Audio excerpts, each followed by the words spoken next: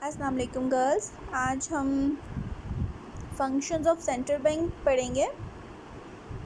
Last lecture में आपको मैंने उसके प्रिंसिपल्स पढ़ाए थे कि क्यों सेंट्रल बैंक बनाया जाता है, ठीक है, क्या रीज़न होता है और सेंट्रल बैंक क्या क्या रोल्स प्ले करता है, ठीक है। अब हम उसके फंक्शंस पढ़ेंगे कि वो करता क्या एक्चुअली।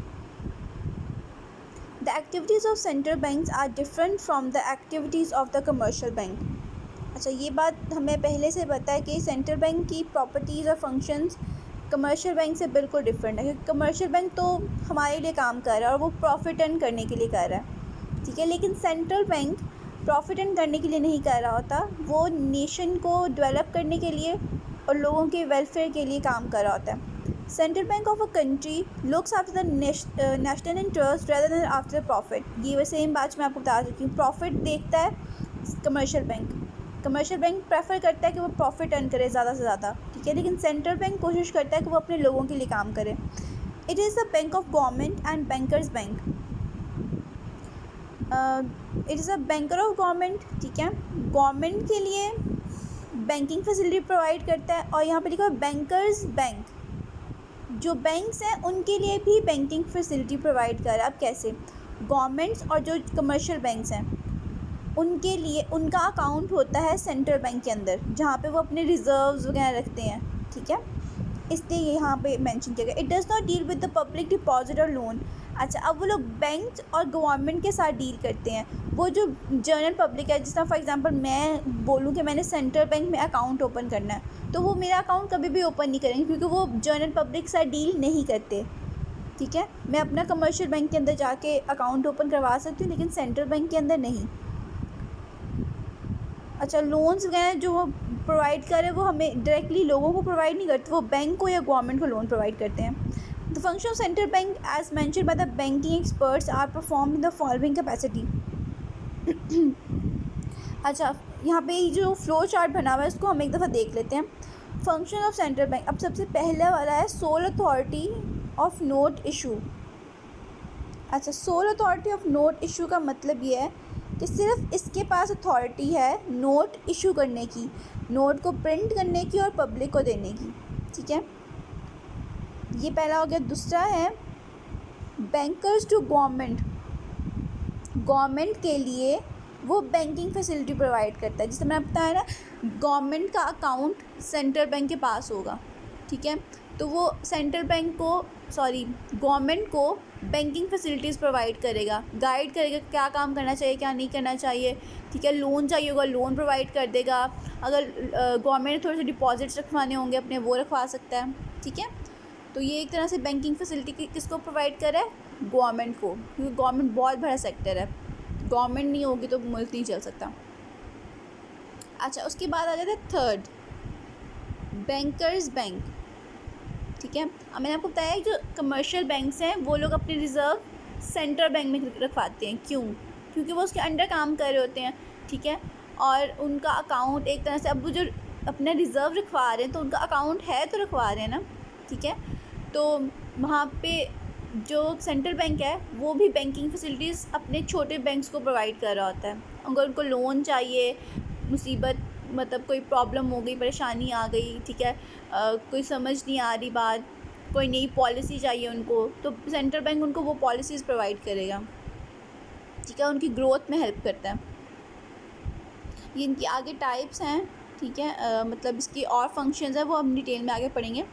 अच्छा, उसके बाद फोर्थ है कंट्रोलर ऑफ फॉरेन एक्सचेंज, ठीक है। अब जितना भी फॉरेन एक्सचेंज हो रहा है, बाहर से US डॉलर्स आ रहे हैं या फिर कोई भी करेंसी एक्सचेंज हो रही है, रियाल आ रहे हैं, दिरहम आ रहे हैं, ठीक है, पाउंड्स आ रहे हैं, यूरो आ रहे हैं, ठीक है, और यहाँ से पाकिस्तानी रुपी कितने जा रहे हैं, ठीक है, वो सारा हिसाब रखेगा, ठीक है।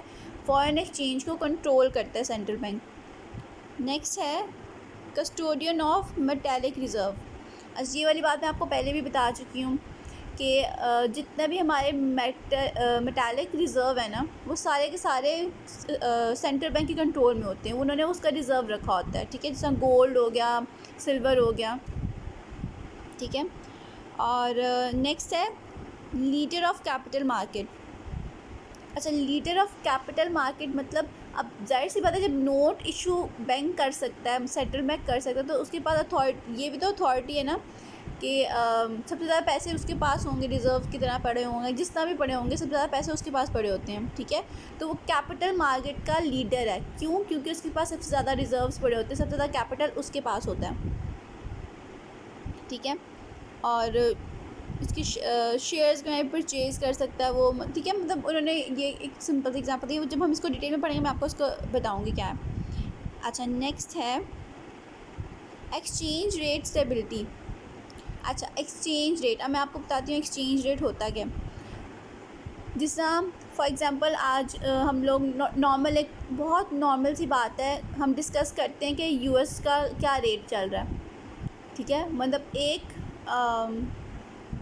यूएस डॉलर पाकिस्तान में कितने पैसे का होता है, ठीक है। आजकल यूएस डॉलर का रेट चल रहा है 168, मतलब यूएस का $1 पाकिस्तानी 168 रुपीज़ है।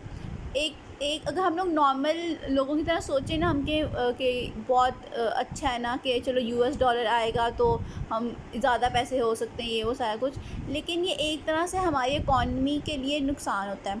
वो इसलिए क्योंकि हमारी करेंसी वीक है, मतलब हमारी करेंसी 168 रुपीज़ तक वीक है यूएस डॉलर के मुकाबले में, ठीक है।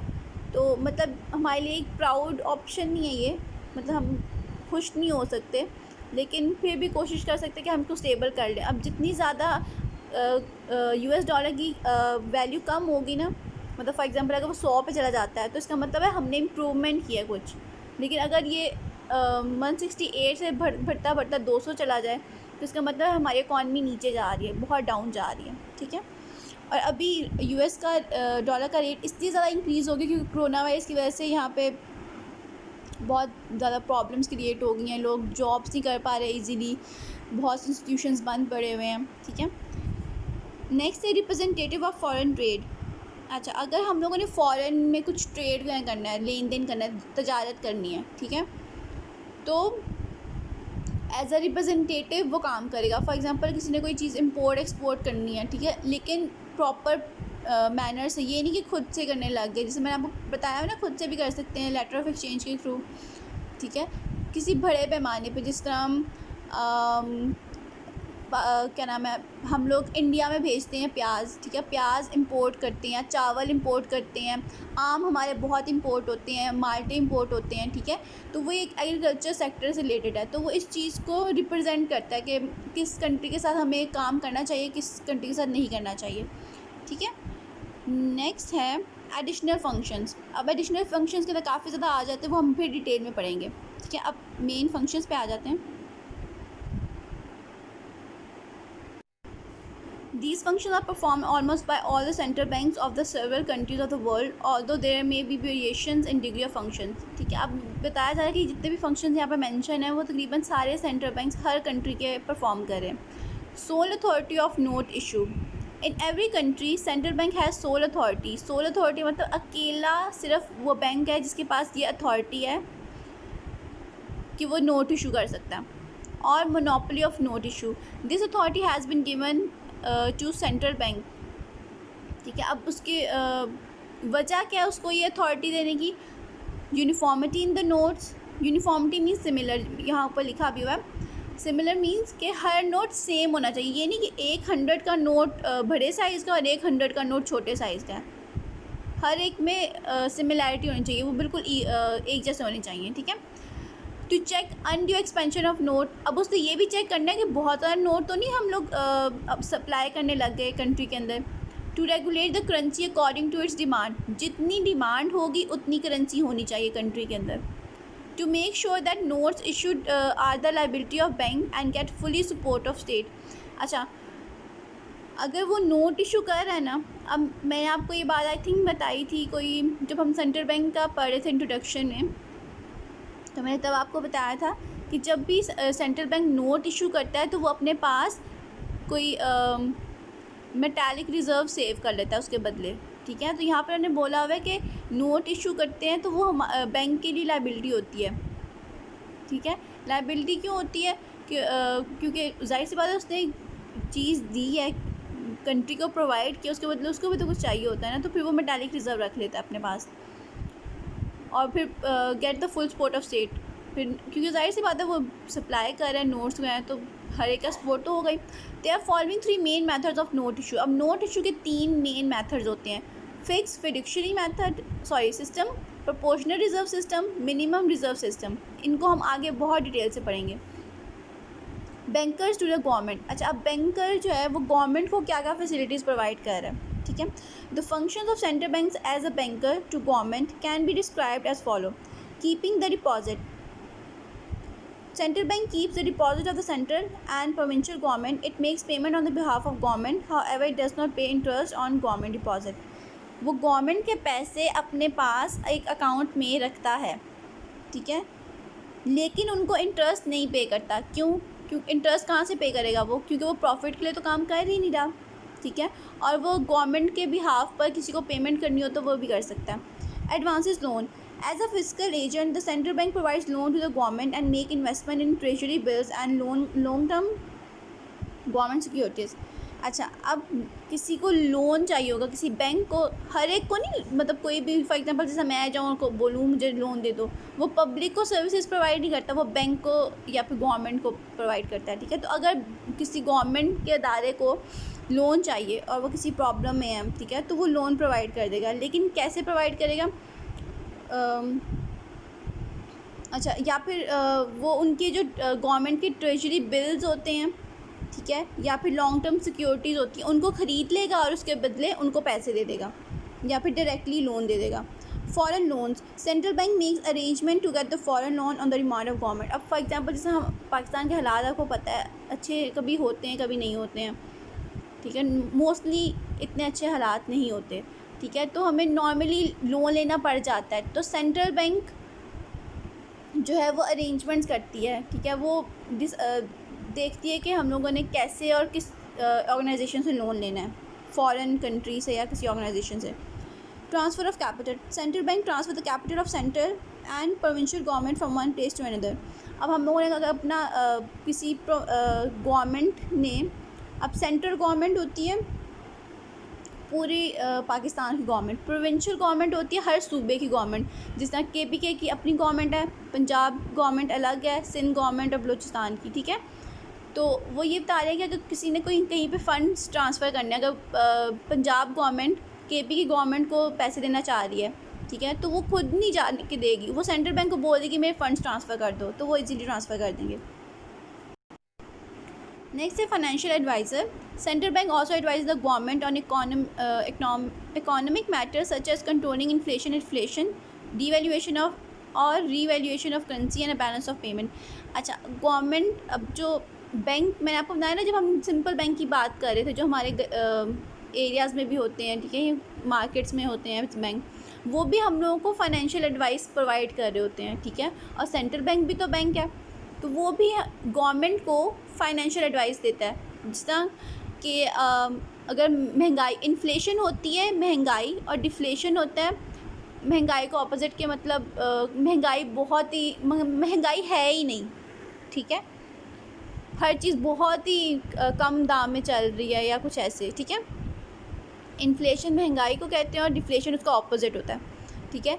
या अच्छा, अब इन्फ्लेशन है या डिफ्लेशन है, उसको कंट्रोल कैसे करना है, ठीक है, उसकी एडवाइस दे सकती है। या डीवैल्यूएशन या रीवैल्यूएशन, डीवैल्यूएशन जो कि आजकल हमारी करेंसी की हो रही है, ठीक है, US की वैल्यू इंक्रीज़ होती जा रही है, ठीक है। अब US डॉलर कितना हो गया, 168 रुपीज़ का, ठीक है, और हमारी करेंसी की वैल्यू कम होती जा रही है, तो हमारी करेंसी आजकल डीवैल्यू हो रही है, ठीक है। अगर ये जो 168 रुपीज़ $1 है, अगर वो फॉर एग्ज़ाम्पल 100 का हो जाए, मतलब $1 इज़ इक्वल्स टू 100 रुपीज़, तो इसका मतलब होगा कि हमारी वैल्यू करेंसी की वैल्यू रीवैल्यूएशन हो रही है, ठीक है, मतलब हमारी वैल्यू इंक्रीज़ हो रही है, ठीक है। तो अल्लाह करे ऐसा हो जाए, बाकी अल्लाह ही मालिक है, क्या कह सकते हैं। एंड बैलेंस ऑफ पेमेंट, ठीक है, balance of payment means import export के अंदर बैलेंस रखना, ठीक है, ये आपने इकनॉमिक्स के अंदर बहुत डिटेल से पढ़ा होगा। अच्छा, ये तो होगी फाइनेंशियल एडवाइज़र। नेक्स्ट है keeping of accounts. Central bank keeps accounts of different departments of government. It does not charge any fee और कमीशन फॉर सेट सर्विसेज। ठीक है, वो अपनी सर्विसेज के लिए पहली बात कोई कमीशन या फिर फ़ीस नहीं काटता। दूसरा, वो गवर्नमेंट के डिफरेंट डिपार्टमेंट जो होते हैं, जिस एजुकेशनल डिपार्टमेंट हो गया, ठीक है, कंस्ट्रक्शन डिपार्टमेंट हो गया, या फिर और बहुत से जो डिपार्टमेंट्स हैं, ठीक है, उनके अकाउंट्स अपने पास मेंटेन करके रखता है। नेक्स्ट है government securities. Central bank is not only the custodian of government securities but also works for their sale and purchase. अच्छा, वो गवर्नमेंट सिक्योरिटीज़ को अपने पास रखता भी है, ठीक है, और उनके सेल और परचेज़ के लिए भी काम करता है। अच्छा, ये तो हो गई बैंकर एज अ गवर्नमेंट, ठीक है, बैंकर टू गवर्नमेंट, ठीक है। गवर्नमेंट को हम लोग बैंक, सेंट्रल बैंक क्या क्या फैसिलिटीज़, क्या क्या उसके लिए काम कर रहा है, ठीक है, क्या फैसिलिटीज़ प्रोवाइड कर रहा है, ये हो गया। नेक्स्ट है बैंकर्स बैंक। अब जो सेंट्रल बैंक के अंडर काम कर रहे होते हैं जितने भी बैंक्स, वो उनको क्या क्या फैसिलिटी प्रोवाइड कर रहा है। As a banker for commercial banks the central bank perform the following functions. Custodian of cash reserve. अब ये बात हम बहुत डिटेल में पढ़ चुके हैं कि वो कैश रिजर्व मेंटेन करता है। The commercial banks are required by law to keep the reserve equal to a certain percentage of both time and demand deposit with the central bank, ठीक है। हमने वो परसेंटेज वाली बात भी पढ़ी हुई है कि एक स्पेसिफिक परसेंटेज वो डिसाइड कर लेता है और फिर रिज़र्व वो डिमांड करता है हर बैंक से कि उसने लाजमी है कि सेंट्रल बैंक के साथ रिजर्व दिखवाने हैं। नेक्स्ट है clearing house. As a banker's bank, central bank act as a clearing house for the settlement of mutual claims of commercial banks. Since the central bank holds reserves of commercial banks, it transfers funds from one bank to another bank to facilitate the clearing of the checks by making entries on the principles of bookkeeping without using cash. अब इस पूरे को पढ़ने का मकसद मेरा ये था कि मैं आपको सिंपल वर्ड्स में एक्सप्लेन कर दूँगी। अब मैंने आपको बताया ना, सेंट्रल बैंक में डिफरेंट बैंक्स का अकाउंट होता है। अब मैं आपको एक एग्जांपल देती हूँ। HPL का अकाउंट है सेंट्रल बैंक में, MCB का अकाउंट है सेंट्रल बैंक में, ठीक है। HPL ने कुछ पैसे देने थे MCB के, ठीक है, तो HPL अब ये नहीं करेगा कि खुद जाके MCB को पैसे दे के आएगा, ठीक है। अब सेंट्रल बैंक, क्योंकि HPL का अकाउंट कहाँ पे था, सेंट्रल बैंक में, तो वो सेंट्रल बैंक को बोल देगा, जिससे हम लोग करते हैं ट्रांसफ़र करने होते हैं फंड्स, तो हम बैंक को बता देते हैं कि इस बंदे के अकाउंट में पैसे ट्रांसफ़र कर दें, ठीक है। तो इसी तरह HPL जो होगा वो सेंट्रल बैंक को बोलेगा कि आप मेरे कुछ फ़ंड्स जो रिज़र्व्स आपने रखे हुए हैं उसमें से कुछ आप ट्रांसफ़र करके MCB को दे दें, ठीक है। इस प्रोसीजर को जो बैंक्स के बीच में होता है कि एक बैंक ने दूसरे बैंक के पैसे देने थे लेकिन वो सेंट्रल बैंक के थ्रू उन्होंने कर दिया, तो इस प्रोसीजर को बोलते हैं क्लियरिंग हाउस, ठीक है। कि एक दूसरे का जो लोन था या फिर एक दूसरे के पैसे देने थे उनको क्लियर कर देना, वो किसके थ्रू, सेंट्रल बैंक के थ्रू। अच्छा, नेक्स्ट है lender of last resort. Central bank act as the lender of last resort for the commercial banks. The central bank lends to the members or scheduled banks in time of stress to save their financial structure। अच्छा, lender of last resort का मतलब यहाँ पे आगे लिखा भी है last helper. जब कोई ऑप्शन नहीं बचता, मतलब फॉर एग्जांपल एज एक बैंक है HPL, उसको लोन चाहिए, ठीक है, उसने काफ़ी फाइनेंशियल इंस्टीट्यूशन से बात की लेकिन कोई भी उसको लोन देने को तैयार नहीं है और उसके हालात बहुत बुरे जा रहे हैं। जब कोई ऑप्शन नहीं बचेगा, मतलब हर तीर तिरंगा वो लगा लेगा, कोशिश करेगा कि उसको कहीं से लोन मिले, लेकिन कोई लोन भी देने को तैयार नहीं है, ठीक है। लेकिन फिर एंड में वो जाएगा सेंट्रल बैंक के पास, ठीक है। जब बिल्कुल लास्ट कोई ऑप्शन नहीं रह जाता ना, फिर हम सेंट्रल बैंक के पास जाते हैं। फिर वो सेंट्रल बैंक के पास जाएगा, अपना प्रॉब्लम बताएगा और बताएगा मुझे कोई भी लोन देने को तैयार नहीं है, तो सेंट्रल बैंक उसकी हेल्प करेगा, ठीक है। इसलिए इस पॉइंट को उन्होंने नाम दिया लेंडर ऑफ लास्ट रिजॉर्ट, कि जब कोई ऑप्शन नहीं बचता तो लास्ट ऑप्शन हमारे पास सेंट्रल बैंक होता है। अच्छा, नेक्स्ट है rediscounting. The member commercial banks can rediscount their bills from central bank in the time of need. अच्छा, अब कमर्शियल बैंक्स के पास कुछ बिल पड़े हुए हैं, ठीक है, तो वो क्या करते हैं कि वो उनको रीडिस्काउंट करवा सकता है सेंट्रल बैंक से जाके। रीडिस्काउंट कैसे, जिस तरह हम लोग करते थे, बिल ऑफ एक्सचेंज बैंक के पास जाके डिस्काउंट करवा लेते थे, तो बैंक क्या करता है, कमर्शियल बैंक से करते हैं, सेंट्रल बैंक के पास जाके वही बिल्स रीडिस्काउंट करवा सकते हैं, ठीक है। नेक्स्ट देखते हैं। Opening of new bank. A new bank or branch of existing bank cannot be established without prior permission of central bank. Central bank की permission के बिना नया बैंक हम नहीं open कर सकते. Advance policy. Central bank regulates the policies of advancing loans and commercial banks and fixes the rate of interest to be charged. अब central bank हमें बताएगा कि आप लोगों ने किस लिमिट तक लोन प्रोवाइड करना है और उसके ऊपर कितना इंटरेस्ट चार्ज करना है. Growth of banks. It is the duty of the central banks to promote the growth of banking system on sound footing. अच्छा, अब उसकी ग्रोथ के लिए काम कर रहा होता है सेंट्रल बैंक. छोटे बैंक्स जो होते हैं सारे, उनके ग्रोथ के लिए काम कर रहा होता है. ठीक है, तो सेंट्रल बैंक का काम है कि वो उसकी ग्रोथ को प्रमोट करें. ठीक है, और उसको पॉलिसीज़ प्रोवाइड करें, एडवाइसेस प्रोवाइड करें. अच्छा, यहाँ तो हो गया बैंकर्स बैंक. नेक्स्ट है leader of capital market. Central bank is considered as the leader or guardian of capital market because it works for the establishment and growth. अच्छा, वो लीडर या फिर गार्डियन क्यों कहा जाता है कैपिटल मार्केट का? क्योंकि वो ग्रोथ के लिए काम कर रहा है, इस्टेब्लिशमेंट के लिए काम कर रहा है पूरी कंट्री की. ठीक है, और पूरी कंट्री की इस्टेब्लिशमेंट तभी हो सकती है जब हमारा कैपिटल मार्केट स्ट्रॉन्ग होगा. It also make policies and take decisions to avoid undue expansion and contraction of credit. अच्छा, अब वो डिफरेंट पॉलिसीज़ प्रोवाइड करता है, डिसीजंस लेता है. ठीक है, किस चीज़ के लिए कि हमारे मुल्क में पैसा ज़्यादा होना चाहिए या कम होना चाहिए. ठीक है, and to stable the credit और make money system in the country. अच्छा, तो वो क्रेडिट और मनी सिस्टम को स्टेबल करने के लिए भी क्या नाम है, कुछ पॉलिसीज़ और डिसीजंस लेता है.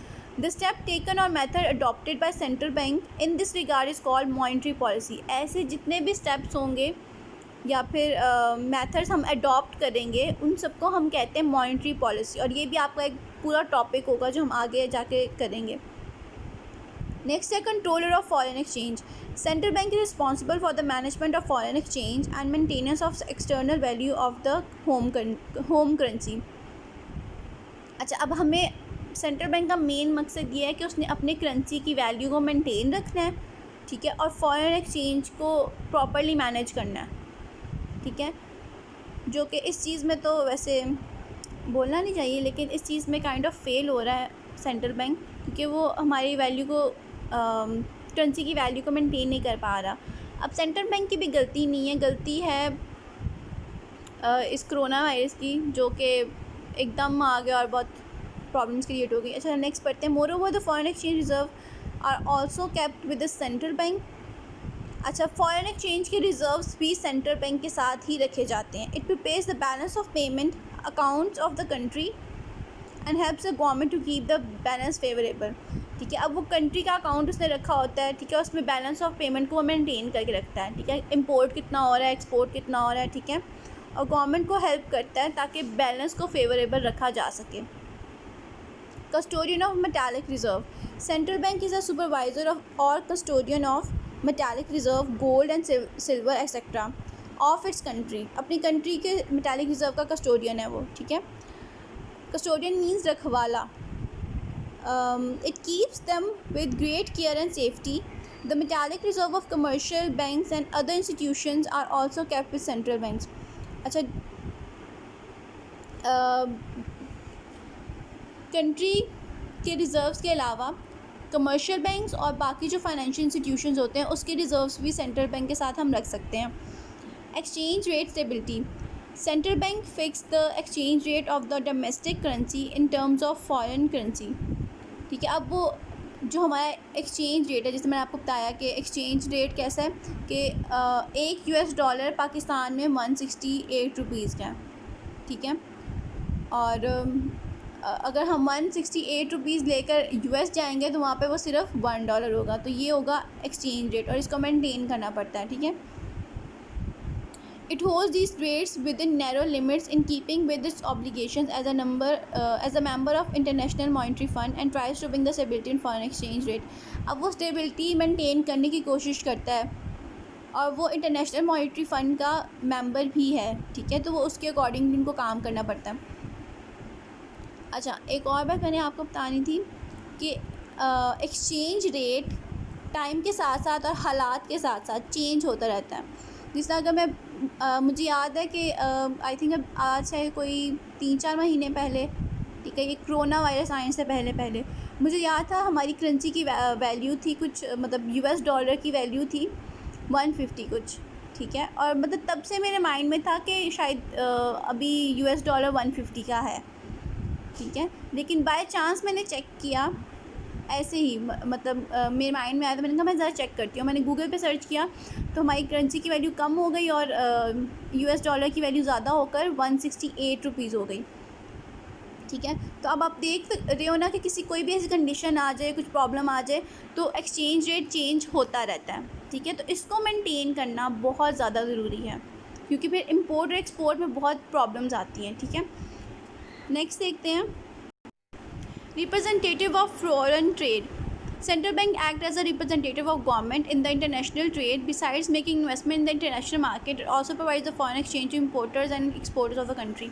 अच्छा, सेंट्रल बैंक रिप्रेजेंटेटिव की तरह काम करता है। रिप्रेजेंटेटिव के मैं उसको क्या एक्सप्लेन करूँ आपको, कि मतलब किसी के बिहाफ पे, अब वो हमारी कंट्री के बिहाफ पर वो काम कर रहा है, ठीक है, हमें हमारी कंट्री को रिप्रेजेंट कर रहा है, ठीक है। अब हमने अगर इंटरनेशनल ट्रेड करना है, जैसे मैं आपको बताया था कि अगर हमें सऊदीया से ऑयल लेना है तो वो सेंट्रल बैंक डीलिंग करेगा सारी, ठीक है।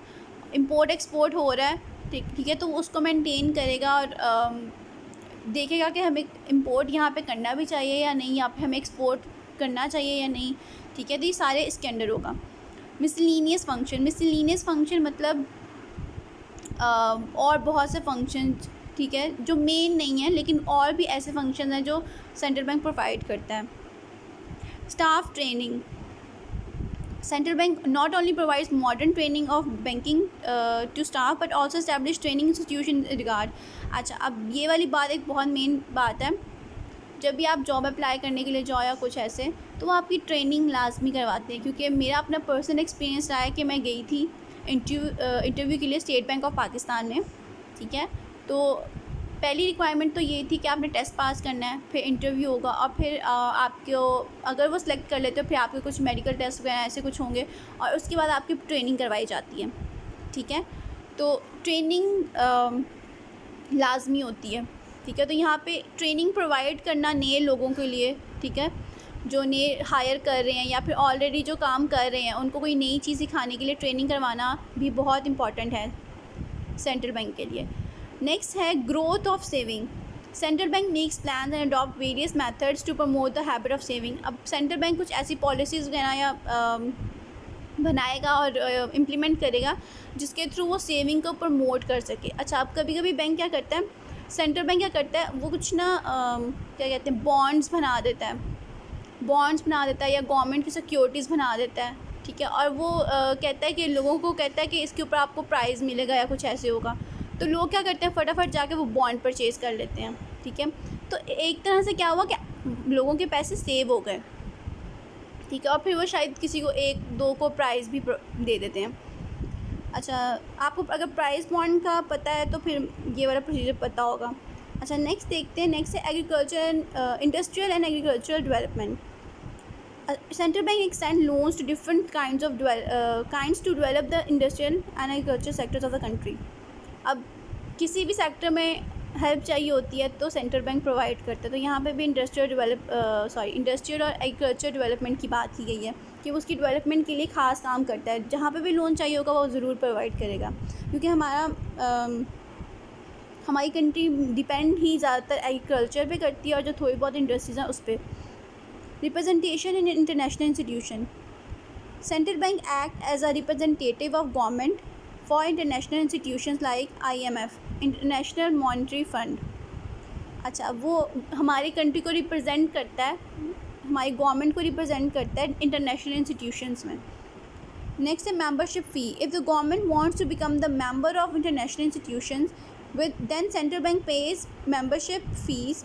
अच्छा, अगर हमारी गवर्नमेंट को, पाकिस्तानी गवर्नमेंट को किसी इंटरनेशनल इंस्टीट्यूशन का मेंबर बनना है, ठीक है, अब जो मेंबर बनने के लिए रिक्वायरमेंट होती है उसमें मेंबरशिप फ़ी लाजमी देनी पड़ती है, ठीक है। तो वो फ़ीस गवर्नमेंट खुद नहीं दे रही होती, वो सेंट्रल बैंक दे रहा होता है। यहाँ पे 2 एग्जांपल्स दी हुई हैं, SAARC एंड सिक्योरिटी काउंसिल, ठीक है। नेक्स्ट है financial report. Central bank publish periodical reports relating to the different aspects of monetary and economic policies.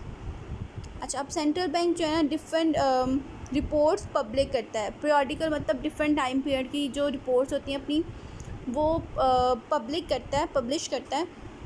Reason ये होता है कि जैसे आप लोगों ने सेंट्रल बैंक कह रही हूँ, जॉइंट स्टॉक कंपनी में पढ़ा था कि उनकी हर चीज़ पब्लिक होती है, ठीक है। वो बहुत छुपा के नहीं रख सकते और रखना भी नहीं चाहिए सच, ठीक है। तो ये लोग अपनी रिपोर्ट्स देखते हैं, तो इससे फिर हमें पता चलता है कि सेंट्रल बैंक सही से काम कर भी रहा है या नहीं कर रहा, ठीक है। ये था आज का आपका टॉपिक। आई होप आपको ये फंक्शन समझ आ गए होंगे। किसी भी पॉइंट में कुछ भी कन्फ्यूजन हो तो आप लोग मुझसे पूछ सकते हो, ठीक है।